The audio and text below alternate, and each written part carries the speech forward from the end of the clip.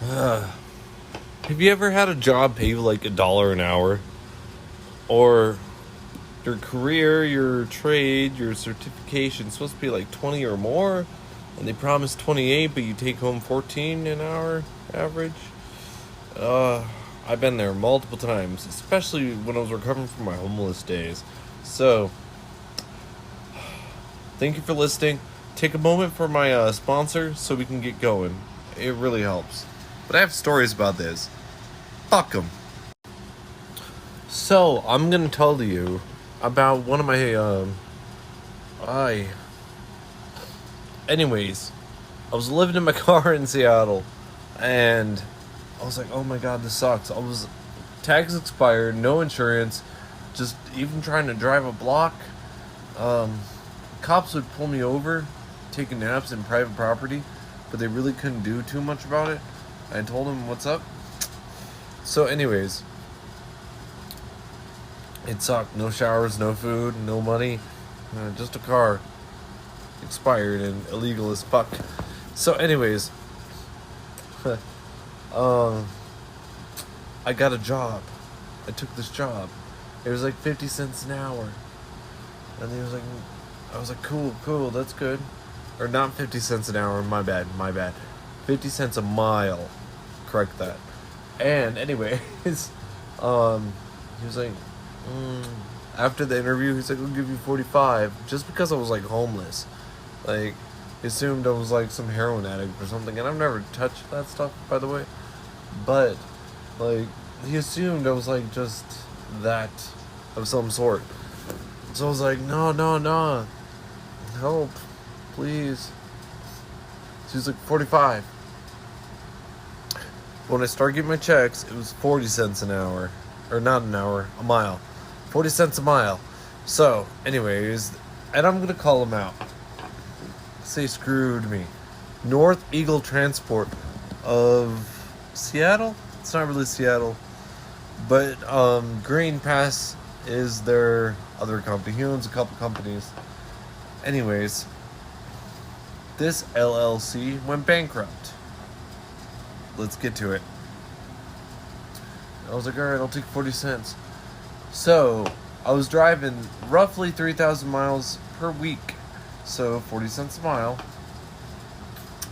Gotta do some math right here. Hold up. I want to say it's like 1,500, but let's just skip the math. 1,000 to 1,500 per week. That's pretty average. That's good. Anyways, he gave me my first check. He gave me my second check. And just before this, I was homeless. So, my third check was like, just push it into my fourth check. So my fourth check, he bounced me around for weeks on the East Coast. And this is Seattle, where this company is based out of. I was in Long Island, I was in Connecticut, I shot down to like Georgia, Florida, all that jazz. By the time I got back to Seattle, it was like, I don't know if I can pay you. I was like, what? He's like, I don't know if I can pay you. He's like, I got no money, all my bank accounts are froze. And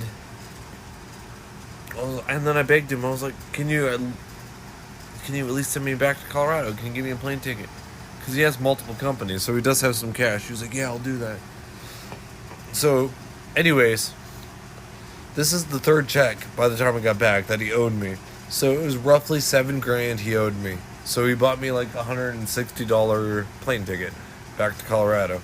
And then one of my friends, I told a couple of my friends, but one of them was like, yo, L&I, the Washington Labor Board, tell them. So I told them. And they're fast, but they did not go in my favor. Because I do have something going on with the Colorado Labor Board. And that's in the next chapter right here. You get to hear it today. So, and I tossed them everything. They tossed something back. And they basically just said I was an independent contractor. Like I didn't even work there, basically. And the labor board couldn't do anything at that point. I was like, ouch. So, and I really wasn't. I was a company driver. That was fucked up. I don't even know if they forged it. I mean, I have no proof. It's really hard to disprove a forgery, too. So, sucks to be me, back to being homeless in Colorado. Yeah, that was a waste of like 7 months altogether. Anyways, let's take a quick break and we'll get to another one. Okay, guys, thank you for tuning in. This one is about mail runs and BCO. So, literally, last night I did a little research. I do have something going on that's long term. I'm about to tell it all to you. But I looked it up, and I was like, yo, does USPS get overtime? And they do. And there's like $700,000 in the labor board that has been paid out because USPS doesn't like paying it because it costs too much. I've heard that before. In the same story, I've heard that before. So, I worked for a company called BCO, and I looked them up after I stopped working there. $20 million per year. That's what they make. Profit. So you make $20 million per year, and you're just trying to skim tops of everybody. A third of me, but Jesus. So, here's my little story. I had a run from Denver to Grand Junction, both in Colorado, didn't cross borders. I went back and forth 4 nights a week. Sometimes I had to chain up, sometimes didn't. And about a few months in, 6-ish months in, the boss was like, yo, why are you on duty? It costs too much. I'm like, yo, what? And unfortunately, I'm a little impressionable person, so I started going off duty. Okay. June 2020. So, anyways, I drive to Grand Junction from Denver. I'd sit there for 2 to 6 hours per night, 4 hours average off duty. So altogether, that was like a third of my shift. And then I'd be required to drive back and deliver. So I'd be over my legal limit every single day. Every single day. Plus, I wasn't getting paid over there. And the boss, I text the boss every night, and he wouldn't fix it. He would not fix it. So I was like, okay, this is what I'm doing. Now I'm hoping I don't lose my license by a DOT, Department of Transportation cop. Because, I mean, like, if you looked at my logs, you could, like, there's so many errors right there, you could just yank my license. And there goes my moneymaker. So, yeah, so, back and forth. And then a fire happened in the canyon. So, instead of 16 hours, I'd be working 20 to 24 hours a day. Literally. By the time I get back to Colorado, it'd be time for the next route. Like, just go.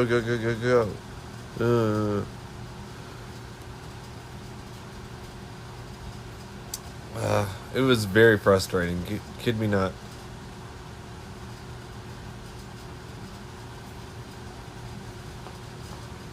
So, anyways, eventually, because of all of that, I just stopped going in. And then the owner or boss, I don't know who sent me the message, acted like I just job abandonment. Although it was illegal in so many regards. I averaged all the money out. It was $14 an hour, although they promised $28. And so, anyways, let me give you a little gist of it. The first 40 hours, you get paid $28. After that, you get paid $20. Taxes were taken out normally, so they weren't avoiding shit. It was just so weird. I definitely made more, because 28, 22... I definitely made more at $22 an hour, with overtime. I definitely made more. So, anyways.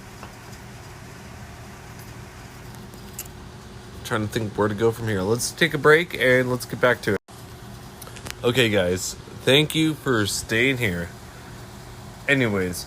So, after about a year, I did take BCO to the labor board. And they favored with me twice. Plus a lawyer favored with me. They're like, no, we don't know that. No, we don't know that. Third time. They're like, we appealed that with a lawyer. And the lawyer itself is going to cost more than what they owed me. Like, because I looked all this up. So, I was originally claiming $2,000 to $5,000. And then I took it to the labor board. Alright, so they sent that letter out. And they're like, alright, we're going to do an investigation. $8,000. Okay, we're going to do our and they're like, nah. And they're like, alright, we're going to do an investigation. And they're like, yes. They looked over everything. Pay stubs, logbooks, yada, yada, yada. So, anyways, they looked all of it over. And they favored with me again. They were like, yes, you do owe the $8,000. Plus, 125% in penalties. So now, they owe me over $16,000. It's like, shit. I was only claiming 2 to 5. You could have paid me off a long time ago. And they're like, no, we don't want to pay that either. Like, okay. And I looked up the lawyers. If you're lucky, $100 an hour. At worst, $600 to $700 an hour. So, but I have 1,000 pages. You can't look over 1,000 pages in 1 hour. It's going to take hours, plus being involved in the hearings at this point. And it's ridiculous.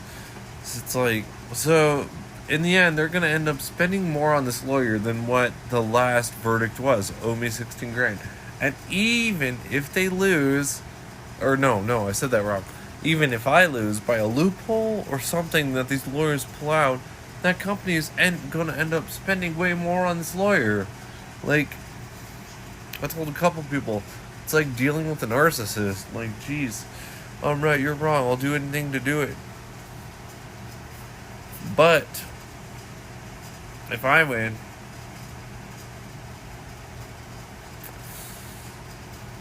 within 60 days, I can report this to the DOT, and they can really look at this.